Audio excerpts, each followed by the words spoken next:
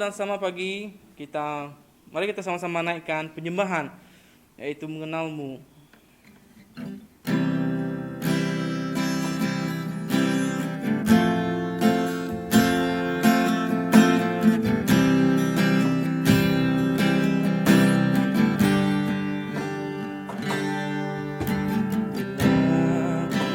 Buka mataku dan lihat wajahmu,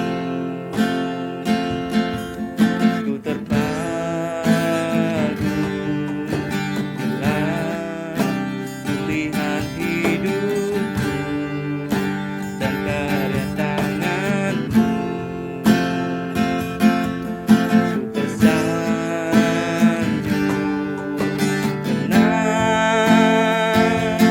semua yang baik dalam hidupku,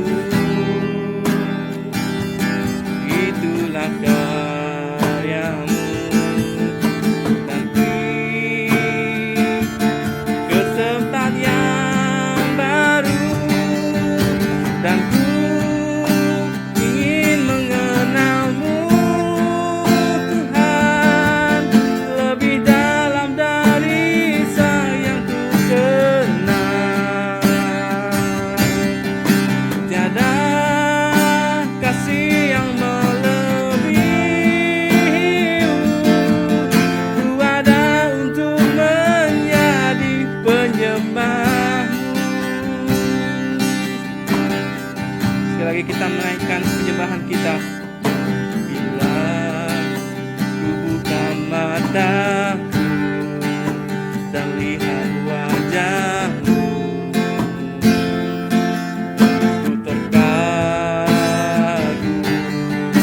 bila ku lihat hidupku dan karya tanganmu. Ku tersanjung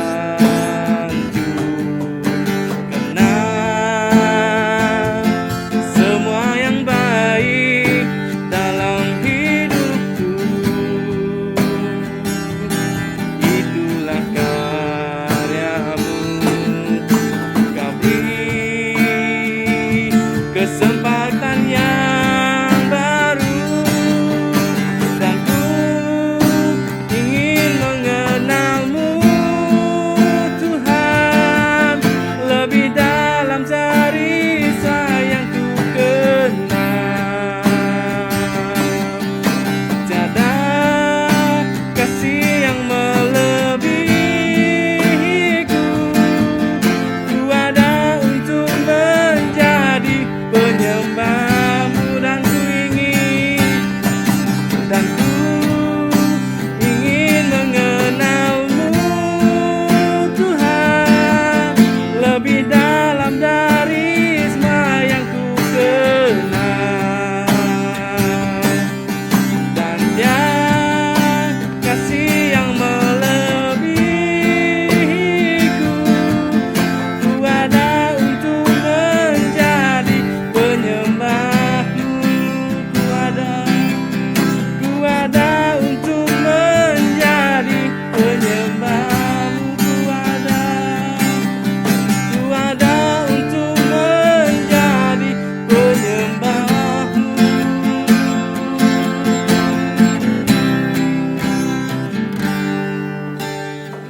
Haleluya Tuhan, kami pada saat ini Tuhan, kami ingin mengenal Engkau. Kami ingin mengenalmu Tuhan. Bila setiap apa yang kami naikkan dan setiap apa yang kami lihat Tuhan, kami terkagum oleh anugerah-Mu Tuhan. Haleluya Tuhan. Terima kasih Tuhan. Ini doa kami, di dalam nama Tuhan Yesus Kristus kami berdoa. Amin. Oke, sekarang kita akan mendengarkan firman Tuhan yang akan dibawa oleh Reverend Sensi. Kita menjemput Reverend naik ke atas dengan tema Hiduplah Bersama Tuhan. Shalom dan selamat pagi kepada semua jemaat yang saya kasihi. Tema pada pagi hari ini kita perlu renungkan tentang hiduplah bersama dengan Tuhan. Hiduplah bersama dengan Tuhan. Saudara-saudari, bulan lepas saya dikejutkan dengan berita kematian akibat virus COVID-19 yang meragukan ahli keluarga saya yang terdekat. Kematian. Apa arti kematian? Bagi sesetengah orang, kematian adalah sesuatu yang mengerikan, sesuatu yang kejam, sesuatu yang zalim. Apabila seseorang meninggal dunia, bukan sahaja nyawanya terputus, bahkan seluruh usaha, seluruh harapan, serta impiannya juga terputus, segala-gala akan berhenti. Tapi bagi umat Tuhan, kematian adalah bukan tanda kuasa dosa. Rasul Paulus, dia menyatakan bahawa upah dosa ialah maut. Upah dosa ialah maut. Oleh kerana dosa yang menurang, yang mengerapi seluruh umat manusia, maka umumnya kita tunduk kepada kematian. Buktinya, tidak ada seorang pun yang hidup di dunia ini untuk selama-lamanya. Semuanya pasti akan mengalami kematian. Saudara-saudari, dalam Alkitab menggambarkan kematian dalam 3 bentuk, yaitu mati secara fizikal yang ditandai dengan berakhirnya kehidupan. Yang kedua ialah mati secara rohani yang ditandai dengan terputusnya hubungan dengan Tuhan. Dan yang ketiga, mati kekal, yaitu selama-lamanya dalam api neraka. Saudara-saudari, secara fizikal kita tidak mempunyai pilihan, kerana mati adalah buah dosa.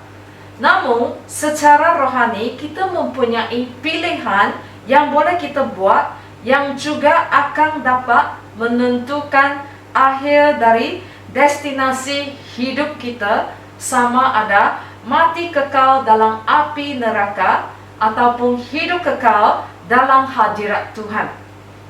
Saudara-saudari, Tuhan Yesus berkata,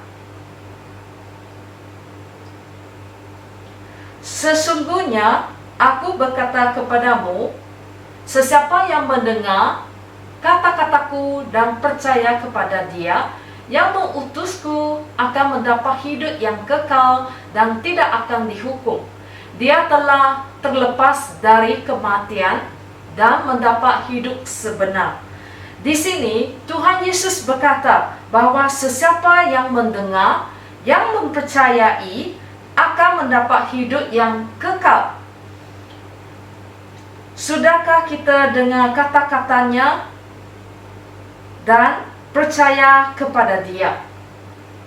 Sudahkah kita memperolehi hidup kekal yang dijanjikan oleh Tuhan Yesus ini? Hidup kekal yang dinyatakan oleh Tuhan Yesus bukan bermaksud hidup kekal yang hanya akan bermula selepas kematian jasmani kita, tetapi hidup kekal yang dapat dialami di sini dan sekarang ini juga. Hidup secara rohani. Jadi, apakah makna hidup kekal? Tuhan Yesus berkata di dalam Yohanes bab 17 ayat 3. "Inilah hidup kekal, yaitu mereka yang mengenalmu sebagai satu-satunya Allah yang benar dan mengenal Yesus Kristus yang kau utus."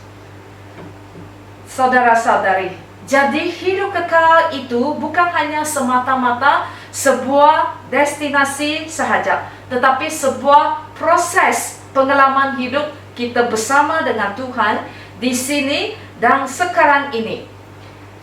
Hidup yang mengenal dan mengalami Tuhan yang benar secara pribadi.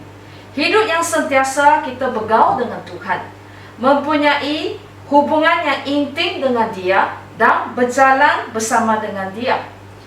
Hidup yang berpusat kepada Tuhan dalam segala perkara di seluruh aspek kehidupan kita.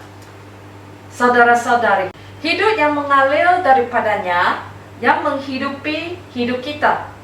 Dan bukannya kita lagi yang hidup, melainkan Dia yang hidup di dalam kita. Saudara-saudari, hari ini, apakah kita benar-benar hidup bersama dengan Tuhan?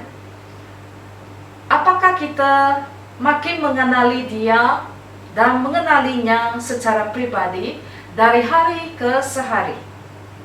Atau pengenalan serta pengalaman kita akan Tuhan masih sama seperti yang kita kenali selama 20 tahun yang lalu ataupun beberapa tahun yang lalu? Saudara-saudari, apakah kita hanya mengetahui tentangnya hanya melalui kata-kata orang lain tanpa pernah mengenalinya atau mengalaminya secara pribadi? Alangnya ruginya kalau kita hanya mengenali Dia melalui kata-kata atau kesaksian serta pengalaman daripada orang lain. Tuhan mahu kita hidup bersama dengan Dia, saudara-saudari. Mengenali Dia dan bergaul dengan Dia secara pribadi di sini dan sekarang ini juga. Melangkah dalam hidup yang penuh dengan kuasa dan juga mukjizat-Nya.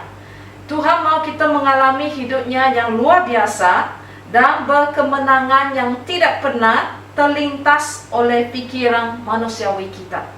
Saudara-saudari, hidup yang sebenarnya, sebab hidup tanpa Tuhan itu sama juga dengan mati.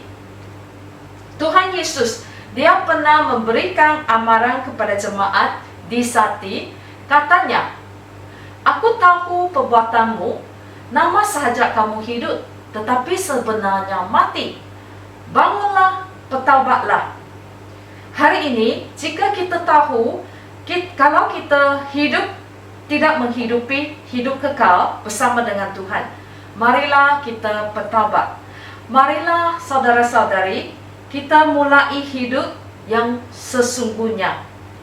Hidup yang bergaul dan berjalan bersama dengan Tuhan, dan biarlah kita mengenali dan mengalaminya dari setiap saat di dalam kehidupan kita. Dan ini bukannya sesuatu yang mustahil bagi Tuhan, kerana ini adalah kehendak-Nya di dalam hidup kita.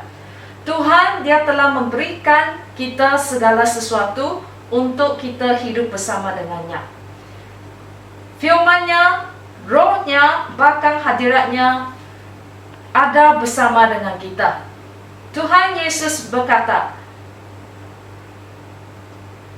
"Barang siapa menang, Aku tidak akan menghapuskan namanya dari kitab kehidupan, melainkan Aku akan mengaku namanya di hadapan Bapa-Ku dan di hadapan para malaikat-Nya. Sesiapa yang bertelinga, dengarlah." Saudara-saudari, inilah Tuhan. Dia mau kita hidup bersama dengan Dia. Dia mau kita menjalinkan hubungan bersama dengan Dia. Jadi, marilah saudara-saudari, selama ini mungkin kamu acuh tidak acuh, mungkin kamu tidak mengambil masa untuk kepada Tuhan. Mula dari sekarang, mula dari hari ini, biarlah kita hidup bersama dengan Tuhan. Jangan kita tinggalkan Tuhan. Kiranya Tuhan menyertai dan memberkati kita semua dengan rahmat-Nya yang kekal. Amin.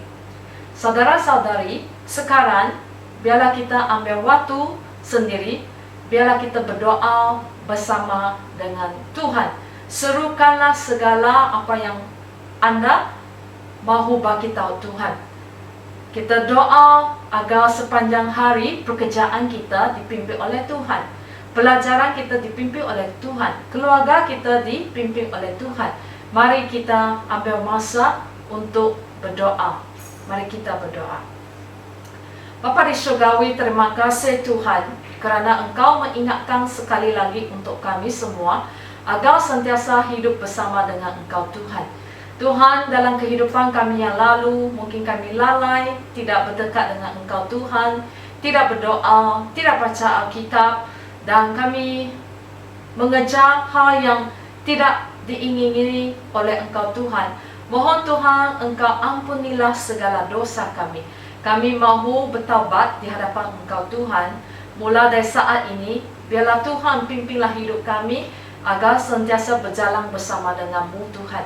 Biarlah Tuhan berkatilah sepanjang kehidupan kami hari ini, pekerjaan kami, persekolahan kami, keluarga kami, segala hal yang kami lakukan. Biarlah Tuhan Engkau pimpin menyertai bersama dengan setiap kami. Hanya di dalam nama Tuhan Yesus kami berdoa. Amin.